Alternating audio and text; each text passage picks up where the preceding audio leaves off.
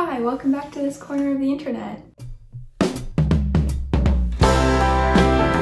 I really hope you've been taking care of yourself. I was in this horrible reading slump for about a month, and I'm slowly making my way out of it, and I've been reading a lot of new and different books that I don't usually read, so I have a lot of recommendations for you. But more specifically, if you know me, you know that I am kind of obsessed with music. Music and books are kind of my whole personality. I love putting those two together. I've made a lot of playlists for books that I love, to be honest. But today, I'm going to be recommending books based off of your favorite artists. The way that my mind works is that it usually makes connections between things that I like, and so whenever I read a book, it makes me think of like a specific song or an artist. These are books that remind me of specific artists and sometimes very specific albums that I thought I'd share with you. I'd love to hear what you think, and if you've read any of these, do you make the same connections? But also if you have any other suggestions, because I'd love to hear that too. And I thought I'd start off very safe with Lorde. And more specifically, this reminds me of her Pure Heroine album, and it's a very popular book, but it's Perks of Being a Wallflower. This is one of those books that I read when I was fairly young, and it got me through high school. It's sort of the Stockholm Syndrome feeling, where because I read it at a certain point, I have this deep connection to it, and it also reminds me of that feeling that Pure Heroine also gives off, and Lorde's music in general. It's about a boy named Charlie. He is a freshman in high school. He's had this really rough time in middle school. One of his friends passed away. They committed suicide. It's written as letters to a different character that's unspecified, but it feels like he's writing to you. It's one of like the feelings that I absolutely love about this book. The story overall is set in the 90s because the book is written in the 90s as Charlie makes friends with these two seniors and his journey through high school. I can't say much about the plot without giving away too much, so it's generally the coming of age story, but it's one of those classics. It has very basic writing. It kind of reads like an elementary school book, even though the contents are not elementary school friendly. But I absolutely adore this book, and it reminds me of that feeling that she gives in her writing, that fear of growing up. Especially, there's this line, "We live in cities that you'll never see on screen." I don't know why, but it reminds me of this book. So that's my first suggestion. And the other suggestion that I have is Daisy Jones and the Six. This reminds me of Solar Power. That's a little controversial, but I don't know, this is set in the 70s. It follows Daisy Jones and the Six, who are this band, and how they came together and they fell apart. It's written as an interview, which I love. It's very unique style and it feels very real. I remember finishing this book and being, okay, where do I listen to these songs now? Where can I listen to this band? Because it feels so realistic. The author even has the lyrics of the songs that are mentioned, even though the songs aren't real, unfortunately. I feel like, again, I can't say too much about the plot without giving anything away. It basically follows the band on this journey. It's set in different parts. Most of it's in California, but they're also on tour for a lot of it. It's the whole 70s and the end of the 60s scene. One of my favorite things about this book, that this book specifically does, is that it has diverse female characters that want different things. So like usually in writing, I find that there's this one style of the female character where they'll either really like traditional female roles or they'll absolutely hate them. Whereas in this book, there are so many female characters that are developed so well where they want different things. I don't know, the interaction between those characters are so lovely, and that's what really stood out to me about this book. And the whole 70s scene kind of reminds me of Solar Power in that way, and Southern California, and I don't know, the sun. I don't know what to specifically say. While I was reading this book, it just reminds me of Solar Power. It's very confusing to explain, and I'm trying so hard to put my thoughts into words. My mind just makes that connection between this book and Solar Power because of the whole aesthetics, not necessarily the themes, but more of the image that it creates in your mind when you read this book. It reminds me of Solar Power.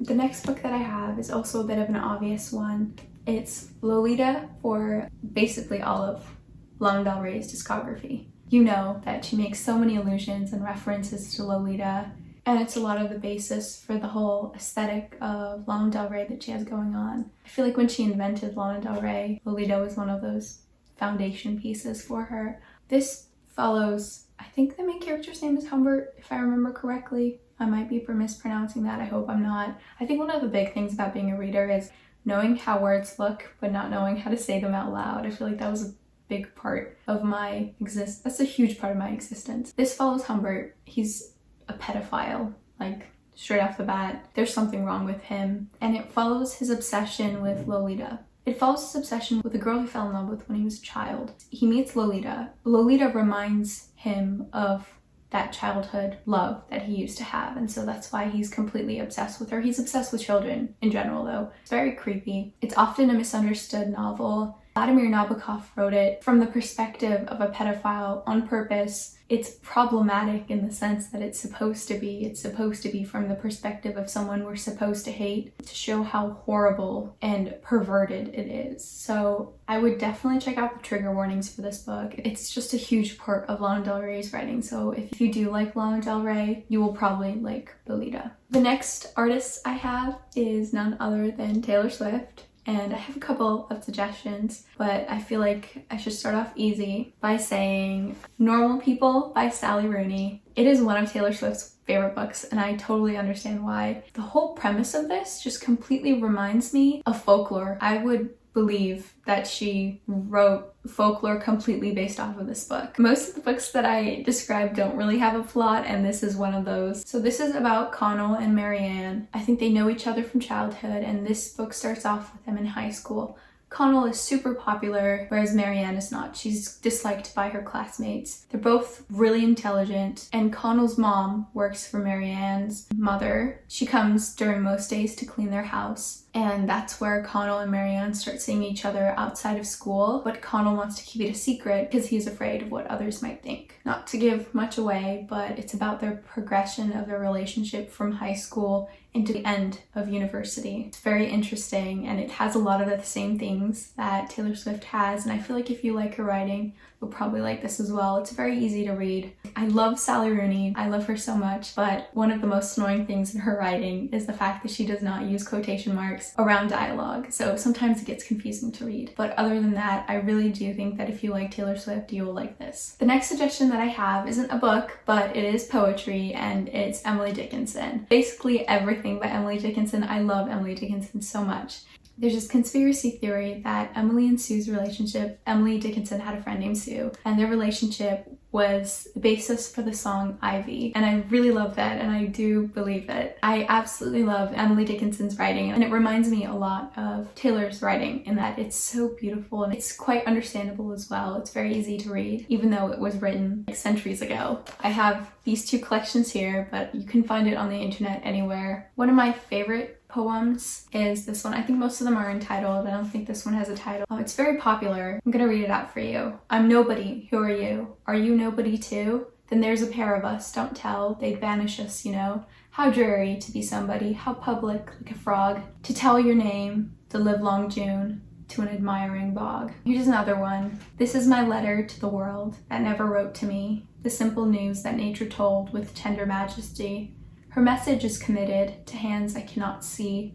For love of her, sweet countrymen, judge tenderly of me. I love her writing. They're usually really short too, and they're easy to read. I feel like Taylor Swift takes a lot of inspiration from them, and I really do think that you would love it if you would give it a chance, especially if you like Taylor Swift. The final suggestion that I have, if you like Taylor Swift, is 18 Years by Madison Kuhn.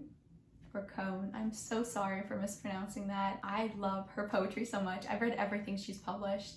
This collection specifically reminds me a lot of Taylor Swift, and just in general, I know I made a lot of suggestions for poetry. Her writing is very poetic. The author of this collection is a Swiftie herself, so it feels very necessary to recommend her as well. Look at this. The illustrations are so beautiful. I'm gonna read a poem. It's called Not That You Asked. I wish I could peel up the floorboards and lie beneath them.